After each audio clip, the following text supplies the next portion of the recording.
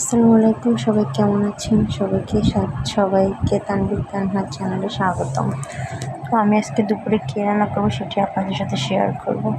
তো এই যে দেখেন, আমি এখানে নিয়ে নিয়েছি কিছু ছোট মাছ, ঝিঙা, পটল, আলু, এটা দিয়ে একটা চচ্চড়ি করব। আর এটা কিন্তু আমাদের নিজের ক্ষেতের, আমার শ্বশুর লাগিয়েছে। মানে আমাদের কম বেশি সব ধরনের কৃষি হয়, এই কারণে আমাদের কোনো কিছু বাইরে থেকে কিনতে হয় না। তো এই যে দেখেন, আমি এখন এটাকে মাখিয়ে নেব, সুন্দর করে মাখিয়ে নেব। তো এখানে অনেক রকমের মাছ আছে, ট্যাংরা মাছ, তেলাপিয়া মাছ, তারপর বাটার মাছ, মানে অনেক কিছুই আছে এখানে। তো এটাকে আমি এখন সুন্দর করে মেখে নেব। তো এর জন্য আমি আগে থেকে পাতিলে হলুদের গুঁড়ো, মরিচের গুঁড়ো, লবণ, আদা রসুন পেস্ট করা এবং পেঁয়াজ কুচি রেখে দিয়েছিলাম। আর মূলত আমি এখানে সরিষার তেল ব্যবহার করেছি, আপনারা চাইলে সয়াবিন তেলে ব্যবহার করতে পারেন।